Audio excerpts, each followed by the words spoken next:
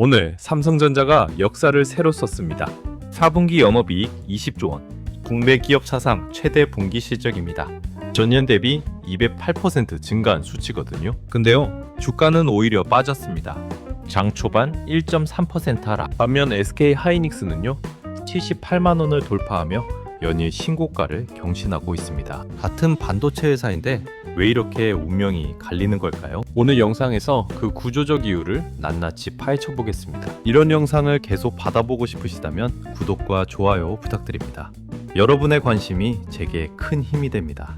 그리고 결론부터 말씀드리면요, 지금 들어가도 늦지 않았다는 분석이 나오고 있습니다.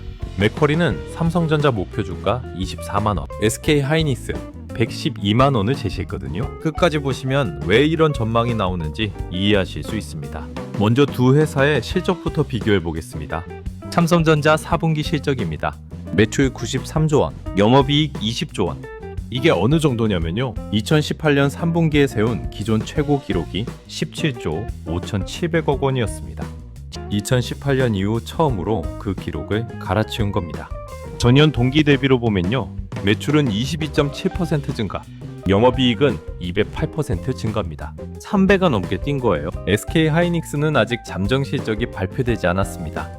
1월 21일에 발표 예정이거든요. 근데 증권가 컨센서스를 보면요, 4분기 영업이익이 약 16조 원대로 추정됩니다. 정확히는 16.2조 원에서 17.9조 원 사이입니다. 이것도 분기 기준 사상 최대 실적이에요. 전년 대비 100% 이상 증가한 수치입니다. 연간 실적으로 확대해보면요, 삼성전자 2025년 연간 영업이익은 약 65조 원입니다. SK 하이닉스는 약 44조 원이고요.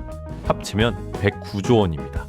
두 회사가 1년에 벌어들이는 영업이익만 100조 원이 넘는 겁니다. 근데요, 진짜 무서운 건 2026년 전망입니다. 대신증권에 따르면요, 삼성전자 2026년 영업이익 전망이 약 100조 원 이상입니다. SK 하이닉스도 약 100조 원대로 예상됩니다. 두 회사 합산 영업이익이 200조 원에 육박하는 겁니다. 이게 왜 가능한 걸까요? 바로 메모리 슈퍼사이클 때문입니다. AI 수요가 폭발하면서 반도체가 없어서 못 파는 상황이 된 겁니다.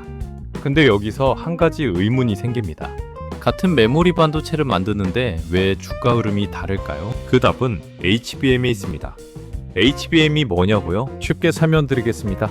HBM은 하이 밴드위스 메모리의 약자입니다. 한국어로 하면 고대 역폭 메모리예요. 일반 D램이 2차선 도로라면요, HBM은 16차선 고속도로라고 보시면 됩니다. 한 번에 처리할 수 있는 데이터 양이 비교가 안 되는 거죠. 왜 이게 중요하냐면요, AI 때문입니다.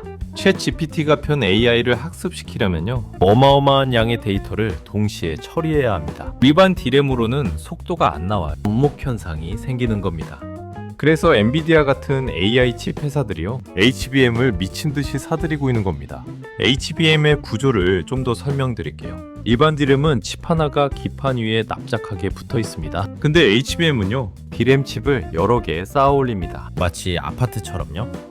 그리고 이 칩들을 TSV라는 기술로 연결합니다. TSV는 스루 실리콘 비아의 약자입니다. 실리콘을 관통하는 구멍을 뚫어서 연결하는 거예요.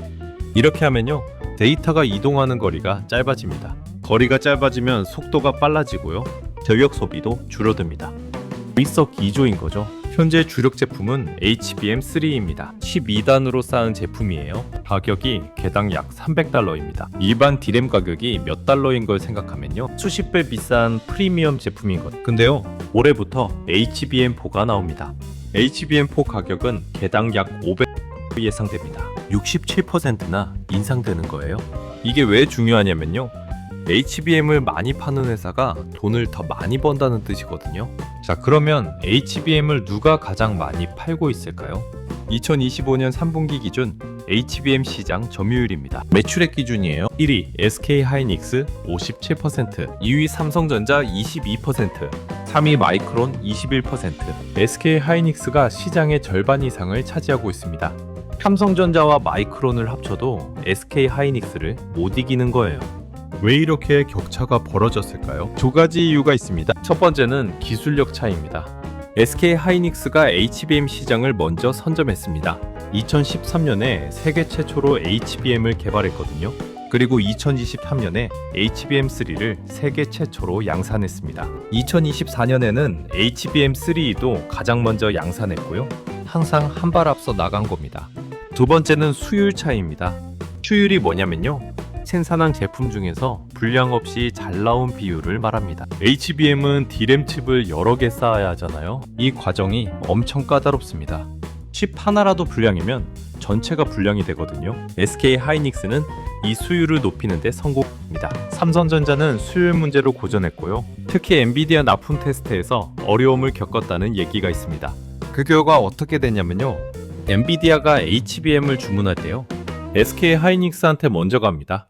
사실상 독점 공급에 가까운 거예요. 삼성전자는 이진 공급자 취급을 받은 겁니다. 근데요, 최근 상황이 바뀌고 있습니다. 삼성전자가 HBM 수율을 개선했거든요. 2025년 2분기에 삼성전자 HBM 점유율이 10%대 후반이었습니다.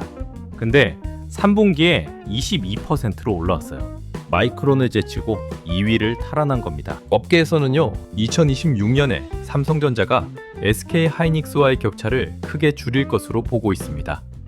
자, 그러면 왜 주가는 이렇게 다르게 움직일까요? 삼성전자 주가입니다. 1월 8일 기준 약 14만 4천 원입니다. SK 하이닉스는요, 약 74만 원에서 76만 원 사이에서 움직이고 있습니다. 단순히 주가만 보면 SK 하이닉스가 5배 넘게 비싸 보이죠? 근데 중요한 건 주가 상승률입니다. 지난 1년간 수익률을 비교해보면 SK 하이닉스는 280% 올랐습니다. 삼성전자는 그에 비해 상승폭이 작았습니다. 왜 이런 차이가 생겼을까요? 첫 번째 이유는 HBM 비중 차이입니다. SK 하이닉스는 전체 매출에서 HBM 비중이 높습니다. HBM은 마진이 엄청 높거든요. 일반 D램 대비 수익성이 월등히 좋습니다. 그래서 HBM을 많이 팔수록 이익이 급증하는 구조예요. 삼성전자는요, 반도체 외에도 스마트폰, 가전 디스플레이 사업을 합니다. 메모리 호황의 수혜가 전체 실적에 희석되는 거예요. 두 번째 이유는 시장의 기대치입니다. SK 하이닉스는 AI 반도체 대장주로 인식됩니다. 엔비디아 훈풍을 직접 받는 회사로 보는 거죠. 그래서 프리미엄을 받습니다. 삼성전자는요, 종합 전자회사 이미지가 강합니다. 메모리 호황에 대한 프리미엄을 덜 받는 거예요. 세 번째 이유는 HBM 신뢰도 차이입니다. 아까 말씀드렸듯이 SK 하이닉스가 엔비디아 공급을 독점하고 있거든요. 시장에서는 이걸 높이 평가합니다. 검증된 기술력이라는 거죠. 삼성전자는 HBM 수율 문제로 신뢰도에 상처를 입었습니다. 회복하는 데 시간이 걸리는 거예요. 근데요, 이게 오히려 기회가 될 수 있습니다. 삼성전자가 저평가됐다는 뜻이거든요. 맥쿼리가 삼성전자 목표 주가를 24만 원으로 제시한 이유가 여기 있습니다. 현재가 대비 약 67% 상승 여력이 있다는 거예요. 자, 그러면 이 메모리 호황이 언제까지 갈까요? 여기서 중요한 개념이 슈퍼사이클입니다. 슈퍼사이클이 뭐냐면요, 일반적인 경기 사이클보다 훨씬 긴 호황 국면을 말합니다. 보통 반도체 사이클은 3, 4년 주기로 돌아갑니다. 호황이 오면 공급이 늘고요, 공급이 늘면 가격이 떨어지고요, 가격이 떨어지면 투자가 줄고요, 투자가 줄면 다시 공급 부족이 오는 겁니다. 근데 지금은 다릅니다. AI 수요가 워낙 폭발적이라서요, 공급을 아무리 늘려도 수요를 못 따라가는 상황입니다. 맥커리의 다니엘 김 연구원 분석을 보면요, 현재 메모리 공급 부족은 IT 공급망 전체를 압박할 정도로 심각합니다. 그리고 이 상황이 2028년까지 해결되지 않을 것이라고 합니다. 모무라 증권도 비슷한 전망을 내놨습니다. 메모리 슈퍼사이클이 최소 2027년 말까지 지속될 것이라고요? 의미 있는 공급 증가는 2028년에나 가능하다는 겁니다. 왜 공급을 못 늘리냐고요? 반도체 공장을 짓는데 시간이 오래 걸리기 때문입니다. 최소 2, 3년은 걸려요.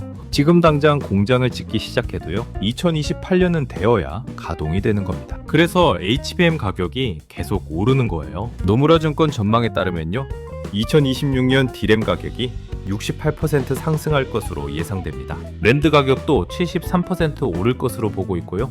HBM 시장 규모로 보면요, 2025년에 약 350억 달러입니다.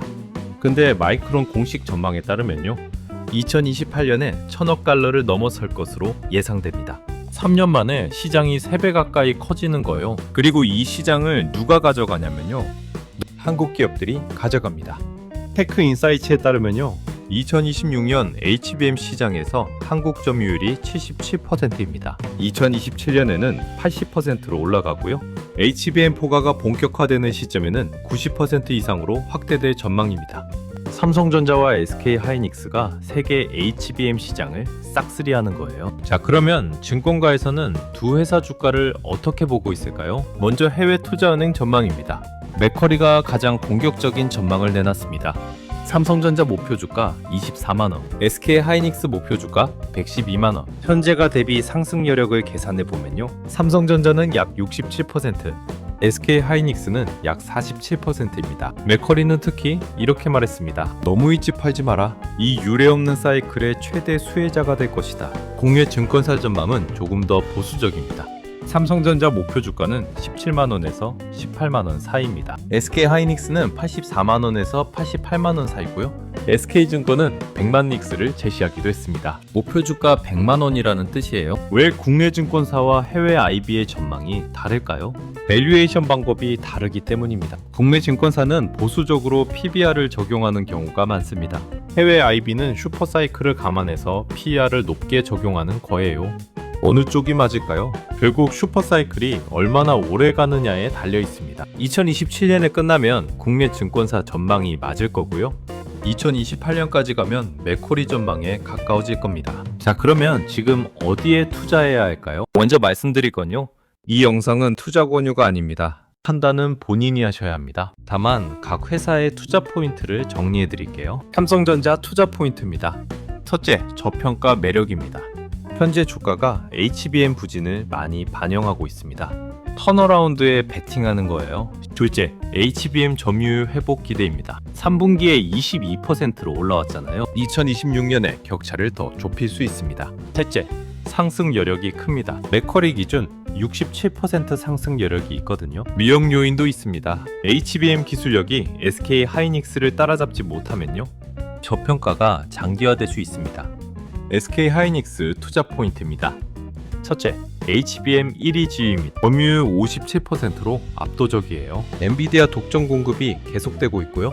둘째, 실적 모멘텀이 강합니다. 2026년 영업이익 100조 원대가 예상됩니다. 2025년 대비 2배 이상 늘어나는 거예요. 셋째, AI 대장주 프리미엄입니다. AI 투자가 늘어날수록 수혜를 받는 구조입니다. 위험 요인도 있습니다. 이미 많이 올랐다는 점입니다. 1년간 280% 상승했거든요. 고점 부담이 있을 수 있습니다. 7,800원에 전 재산을 베팅한 SK하이닉스 직원 얘기 아시죠? 약 9,000%대 수익률을 기록했습니다. 근데요, 과거의 기회는 지나갔습니다. 중요한 건 앞으로입니다. 슈퍼사이클이 최소 2027년, 최대 2028년까지 간다면요, 아직 기회가 남아있는 겁니다.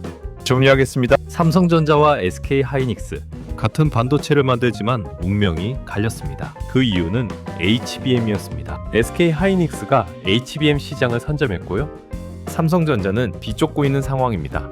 근데 메모리 슈퍼사이클은 이제 시작입니다. 최소 2027년, 최대 2028년까지 지속될 전망입니다. 두 회사 모두 수혜를 받을 겁니다.